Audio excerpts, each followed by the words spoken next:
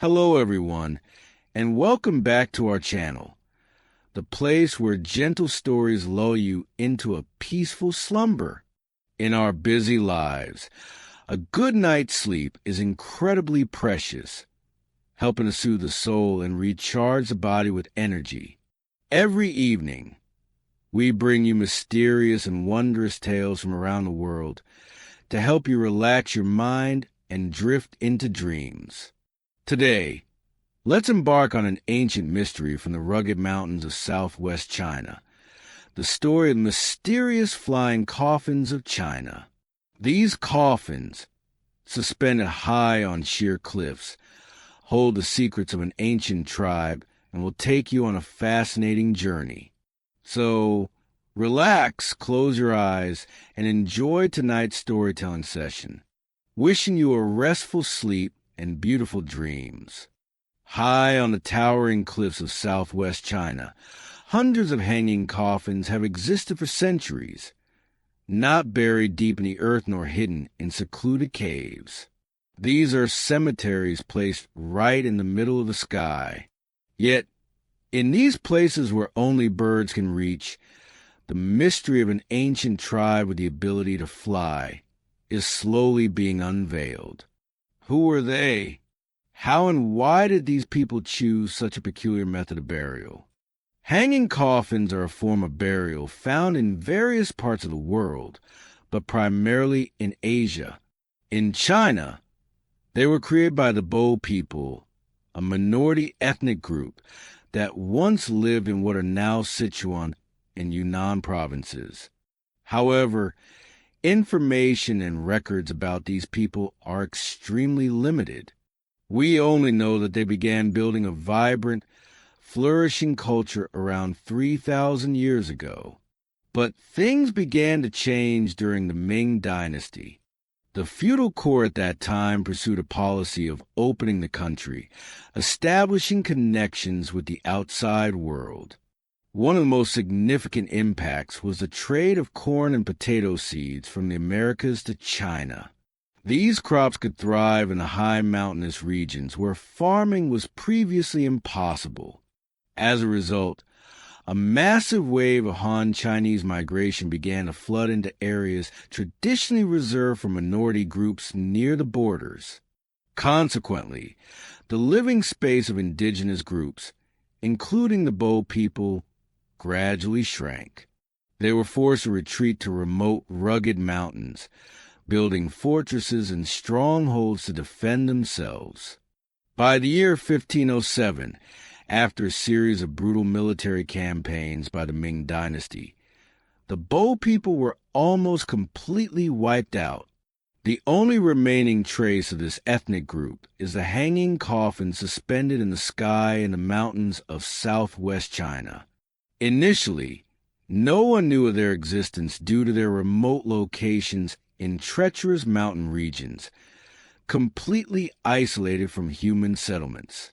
For centuries, the first clues about these vertical cemeteries in China were discovered by an American archaeologist named David Crockett.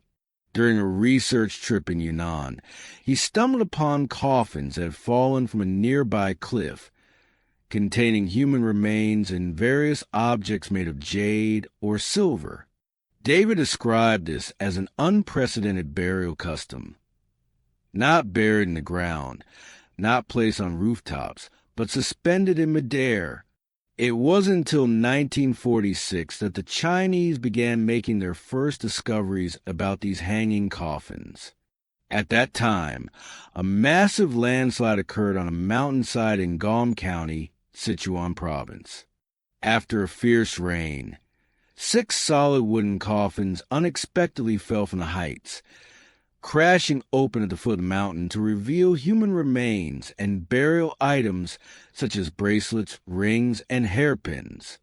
The locals immediately reported this to the authorities, but the findings were only briefly documented.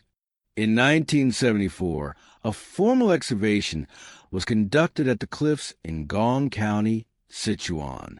10 hanging coffins, perched over 100 meters high on the cliff face, were carefully lowered using ropes and wooden scaffolding.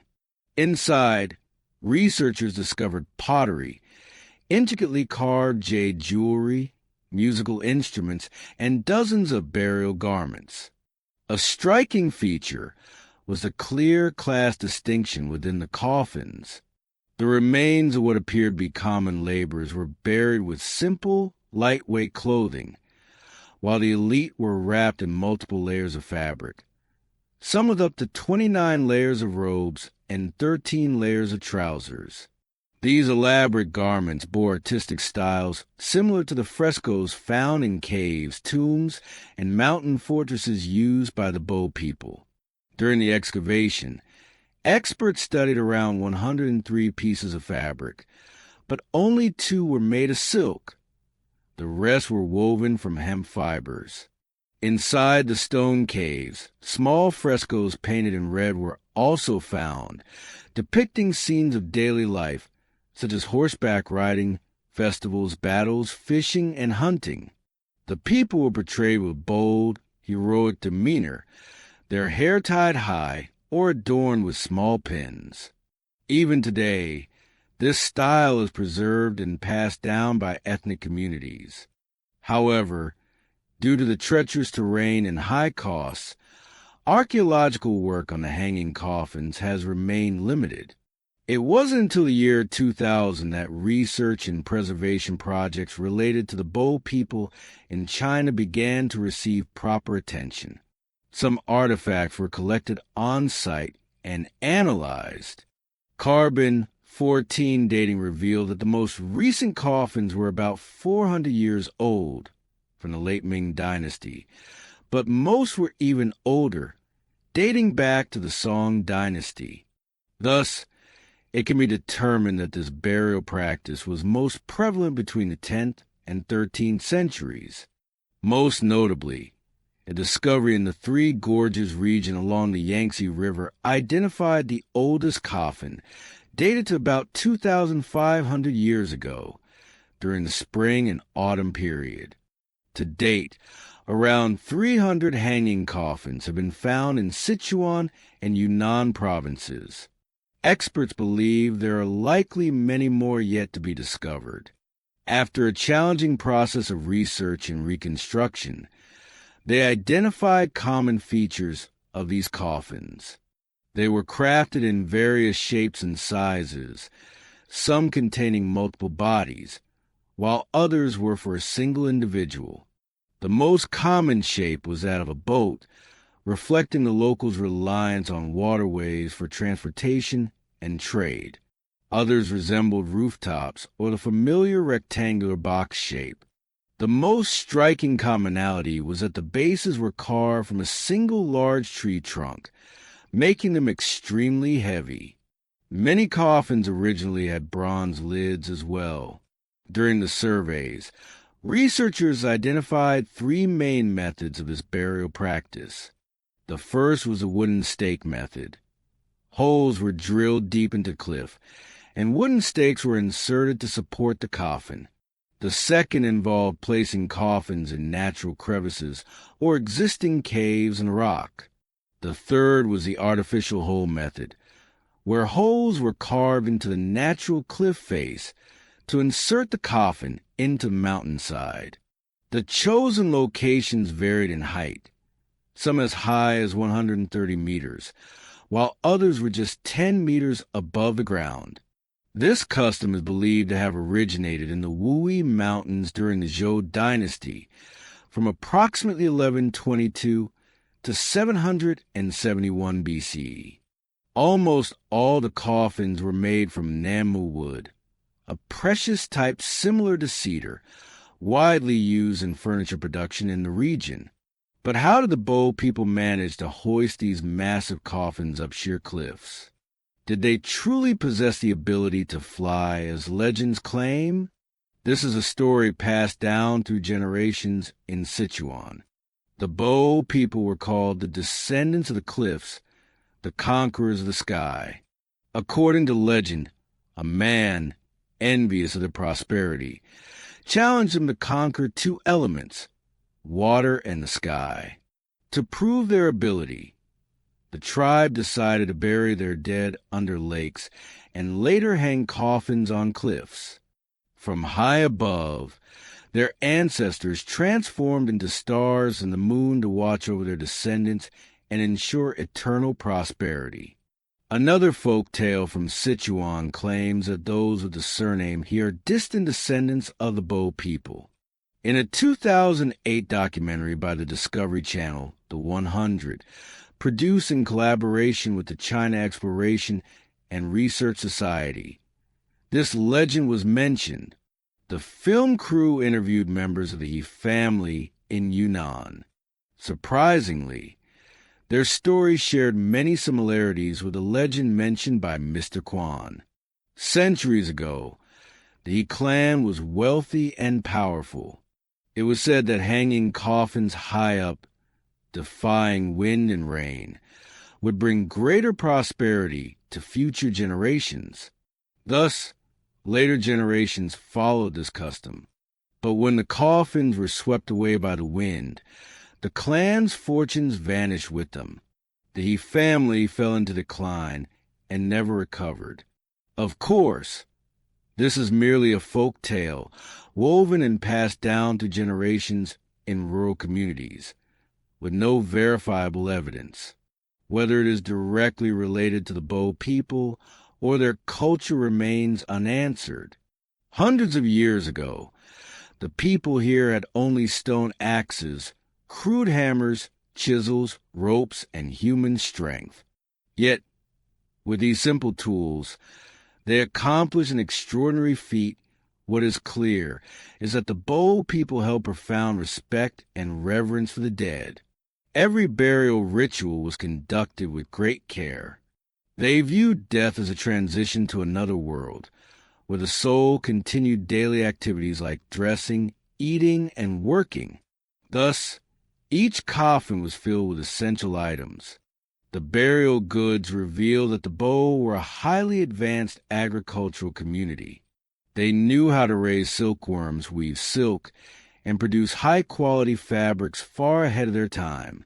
The garments and coffin designs have been meticulously reconstructed. These crafting skills still survive in rural China today. However, for over 400 years, one question remains unanswered. How did they lift coffins weighing over 220 kilograms to the tops of cliffs? What methods did the Bo people use to create these vertical cemeteries?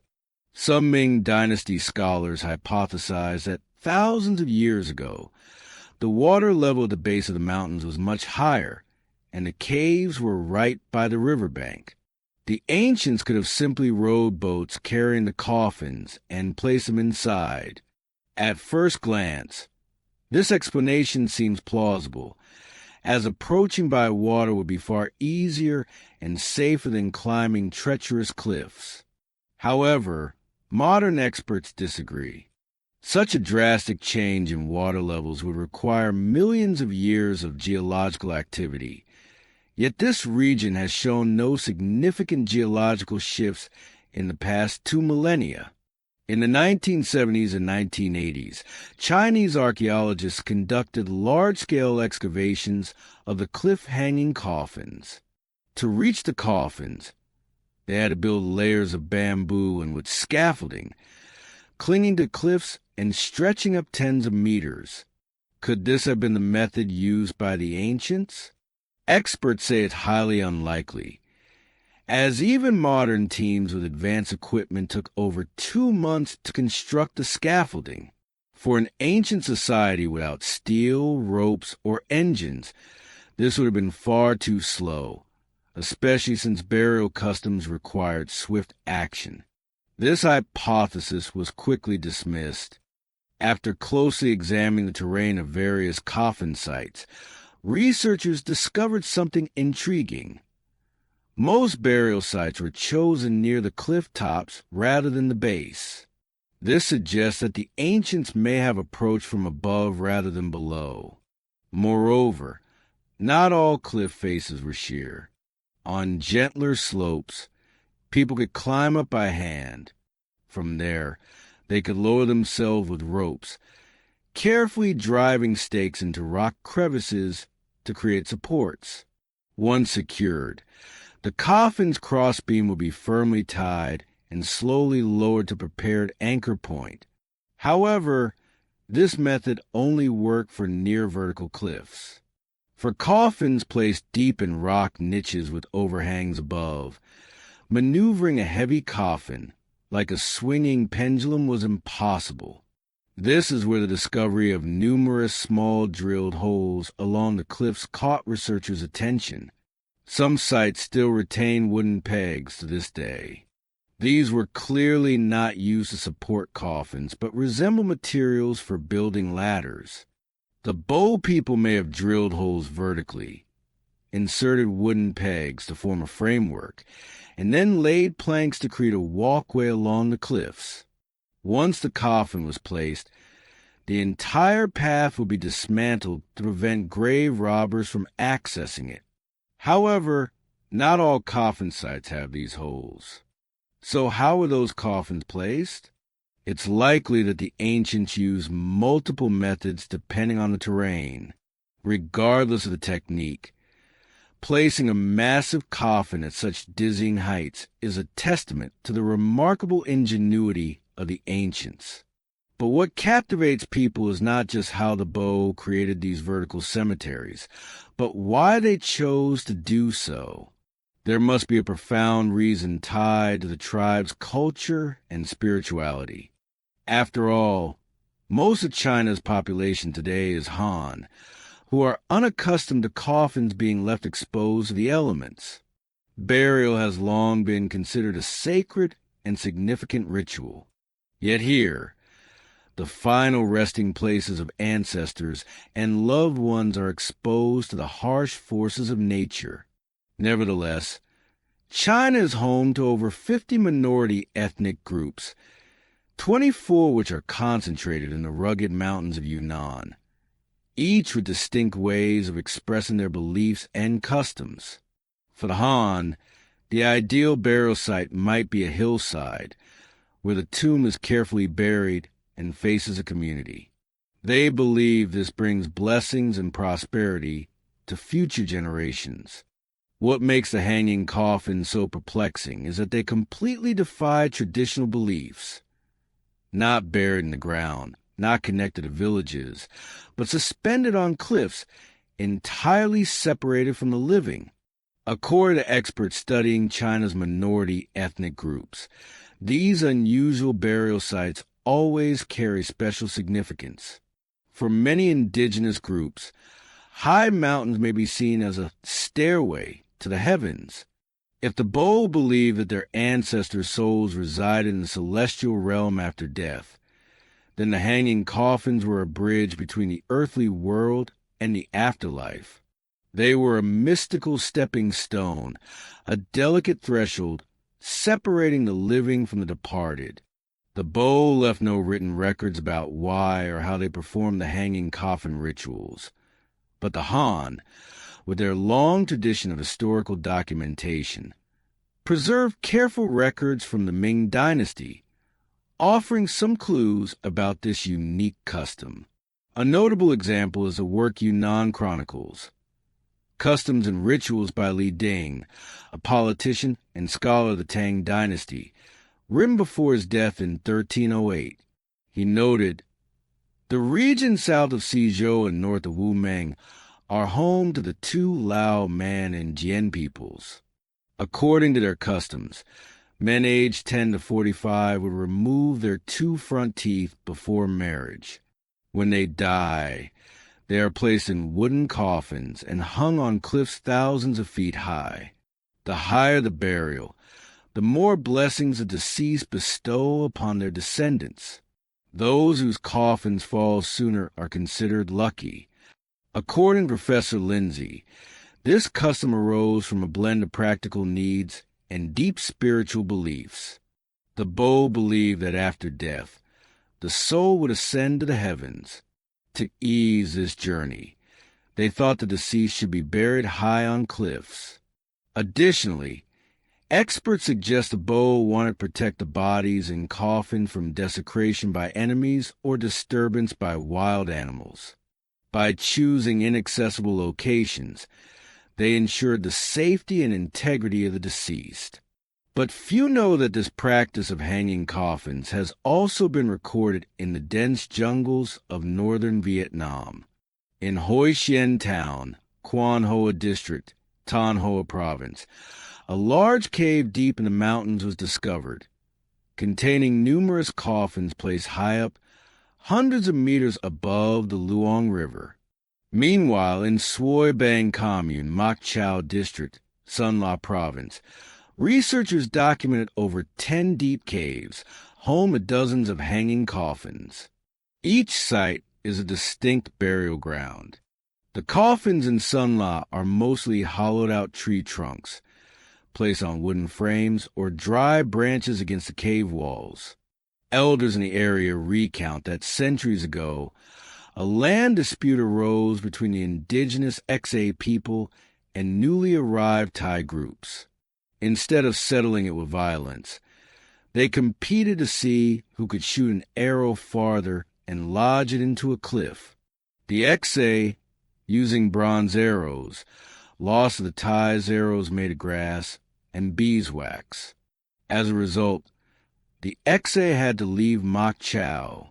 Whenever someone died, the Xa chose high mountain peaks for burial to prevent enemies from desecrating their graves. However, this is only what legends tell. The true identity of those who created the hanging coffins in Vietnam remains debated. Some believe they are the legacy of ancient Mon Khmer groups like the Xa, Ko Mu, or Sin Mun. Others note similarities between these coffins and the tree trunk burial customs of modern Thai and Muong people. Some scholars even suggest that this burial method symbolized the elite class of ancient times, who had the means to craft elaborate coffins, hire people to carry them to perilous peaks, and choose picturesque locations for eternal rest.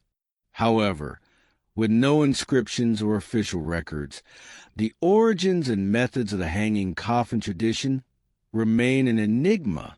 Yet the journey to uncover this unique cultural practice never stops. Through each surviving bone fragment or oral story from those living at the foot of the mountains, the memory of these ancient peoples continues to echo to this day. And so, our journey exploring the mysterious flying coffins of China comes to a close. We hope this story has transported you to a mystical world, where ancient enigmas gently lull you to sleep. Thank you for joining us tonight. Don't forget to relax your mind, take deep breaths, and let sweet dreams come to you. Come back for more fascinating stories on the nights to come. Wishing you a restful sleep and vibrant energy for the new day. Good night and see you soon.